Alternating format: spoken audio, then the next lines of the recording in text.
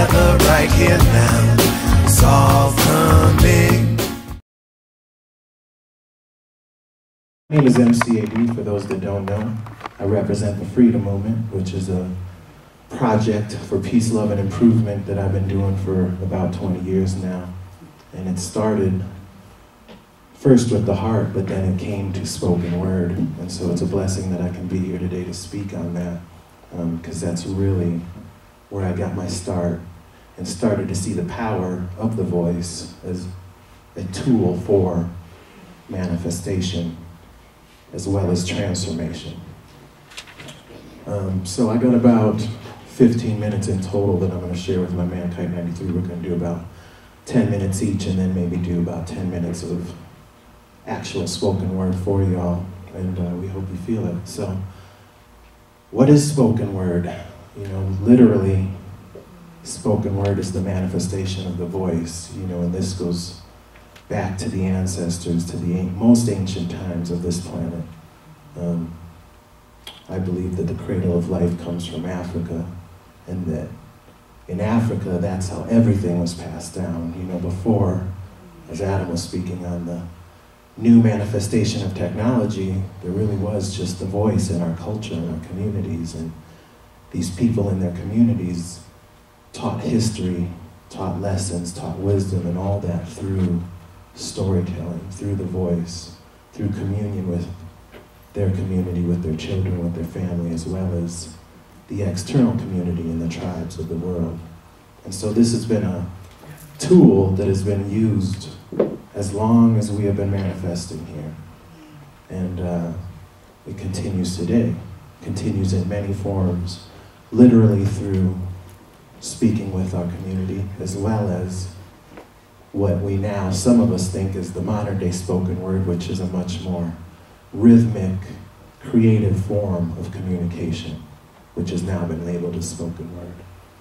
And that is, for me, a type of poetry that we use to commune, to uplift, to inspire, to create joy and harmony, as well as teachings, lessons, and vibrations with our people and within ourselves.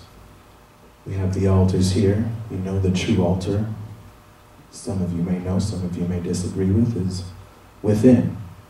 And that's why sometimes we do things as simple as oming, because the om,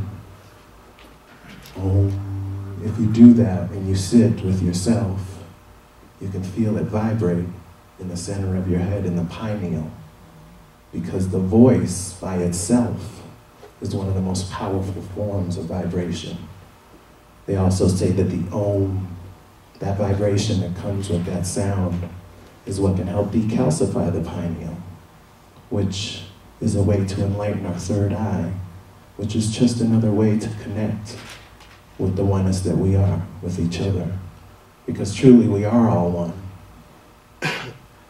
You know, they say 99% of all things is dark matter, something that we can't even totally put our finger on.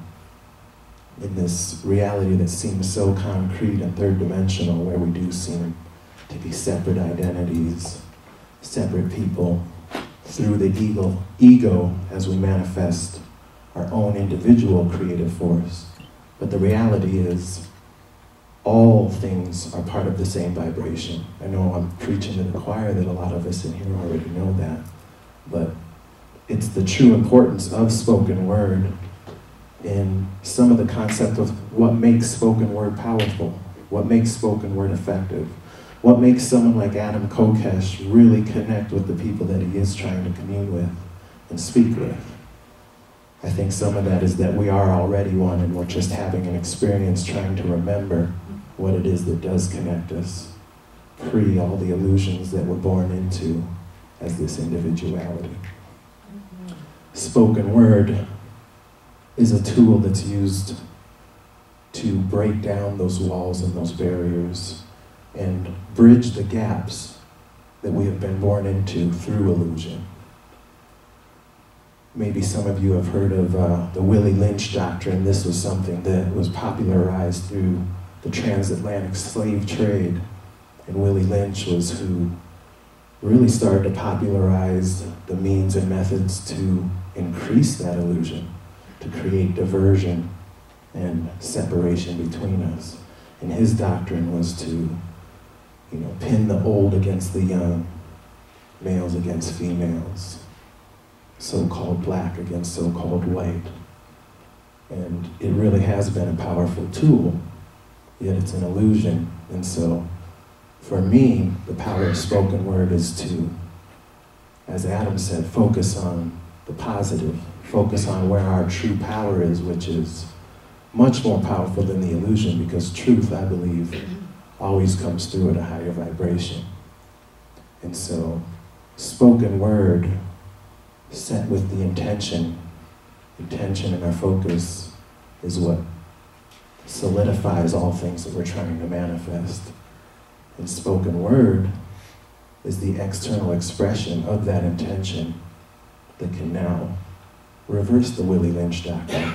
It can make women, I have some of my personal heroes here like Maya Angelou, and so I can listen to poetry from Maya Angelou as a male and get a woman's perspective that maybe I wouldn't get just by watching Fox News and these other things that really work to instill the fear that Adam was talking about, kind of releasing and getting back to our true power. And so in my life, that has been an inspiration, a motivation, as well as a teaching mechanism that has helped me broaden the illusions of myself being born as a so-called black male that seems disconnected from the oneness. And so I can connect to the female essence of myself through listening to the spoken word of Maya Angelou. And then you have people like Tupac Shakur or Charles Bukowski, people that have really taken this to a level that has helped inspire the creative side of us. At least for me personally, I know being a spoken word artist that I'm really connected to these people that have come before me and laid the foundation and helped me define what I would use it as personally. My spoken word started because I'm Native American, Indigenous American, and living in the Colorado area that was a majority white, so-called white. I was trying to find a way to commune with my white community in a way that wasn't dividing us. And so I'm really passionate about, in South Dakota, I don't know how many are aware of Pine Ridge, Rosebud. These are some of the poorest nations in so-called America to this day. And they are so because of an understanding or lack of understanding that's amongst the people, as well as intentional lying about history and how we got to where we're at. But I'm passionate about history, and I'm passionate about uniting all the nations of the world for what is our commonality. And so my intention when I started the freedom movement was to create awareness about Pine Ridge and Rosebud, these two reservations that are mostly inhabited by the Lakotas, and to try to do this in a manner that it didn't damn the people that I was trying to speak to and commune with. And so I did decent just speaking with my own personal community because a lot of them knew me and knew I was coming from a place of love. But it was still very difficult. It was still a challenge to, one, just to have the communication and the information be received in a way that really settled, in a way that could then be effective in creating tangible, actual change that would impact these reservations. And I worked on this for 3 to 4 years, at which point it was actually from a school project at CU. It's funny because I got into CU because I'm melanated, because I'm brown. I didn't have the grades to get in there, but they had such a low percentage of so-called minorities at CU that they said, oh, we'd love to have you here. We need more minorities, so what can we do to get you to come to the school? And I actually had a scholarship that allowed me to go to CU, and it was there that I started writing spoken word, and I did it for a class as an assignment. And the power and response that I got from my first spoken word piece transformed me. It blew my mind, because putting rhythm and artistic creation to the same things I had been saying for years, all of a sudden I could see it in the faces of my community, these people that were like, oh wow, that it really touched them, it inspired them, it uplifted them. And so I said, there's power in that. And I began developing that, and I started writing more lyrics, and then I started producing music, and that's how the freedom movement started. I became a so-called lyricist, an MC, and a poet. I believe we're all poets. We're poets as we speak to each other, and that's just one form of poetry. When Bruce comes up here and does his thing, that's poetry. That's spoken word.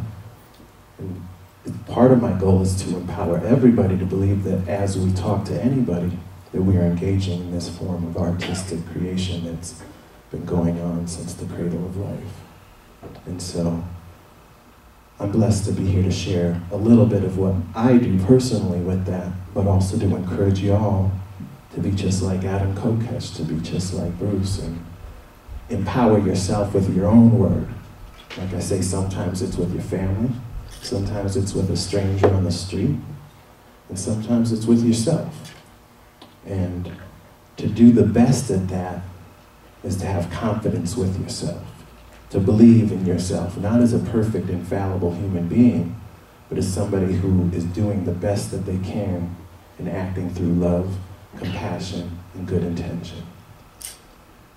And then, as we check each other, we do it with compassion, so that when we see people that may have room to improve, we don't bring them down for it, but we, as Adam said, if you want to challenge me in a way that shows you doing the same exact thing in a way that's just as effective, if not more effective. Because that inspires me.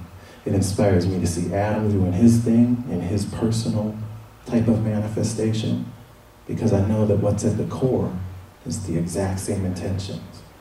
I know that what's at the 99% of that invisible matter that makes up all of us is Creator. And Creator is infinite. Knowledge is infinite. And knowing thyself is a part of understanding that infiniteness that is manifest here today with us and with the so-called opposition. I believe there is no opposition. There's just a spectrum of duality that we are born into here. There is no hot without cold. And that spectrum, that contrast that we see, it creates beautiful and also difficult struggles. But with people like this, and with mediums like spoken word, could also be painting, could also be music, could also be writing, it could be meditation, that we are slowly, I truly believe, bridging those gaps and uplifting our communities as well as ourselves. Like Adam said, we're living in an incredible time. I feel blessed to be here. I feel blessed to be alive. I feel blessed to be sharing the space with you. I feel blessed to have my voice. I feel blessed to have my daughter here today. She wrote a little piece last night that she's going to hopefully share with our community. And that's the power of word. I know that it's through me sharing my spoken word with her that she feels more confident to express herself. And that's power. It's power, and it's also joy. Hey, baby love, would you come share a little bit of your presence with the people and do your spoken word piece, if you will? If you feel up for it, of course. Come on, baby girl. We're building up her confidence with the public, you know what I mean? I'm so happy she's here. I'm happy she's here on this planet, you know what I mean? How you feel, baby? Good? Ready to share a little spoken word? Yeah. Okay, I'm gonna hold the mic for you, you do your thing, all right? From the day I met you, from the love of truth, From the day I met your smile. A love filled me. The cats may meow, the dogs may bark, for the time I saw your smile. A love filled me with happiness and joy from the day I met you. From the love of truth, from the day I met your smile. A love filled me. I love the wind blowing in my hair from the day I met your smile. From the day I met your smile, a love filled me. That's my sweet girl. So proud of you, baby. What's her name? This is Iana Maria Dukes, just a star seed, part of creation, and this is my family. This is my firstborn. Thank Yes, you. Give it up. Thank you, baby.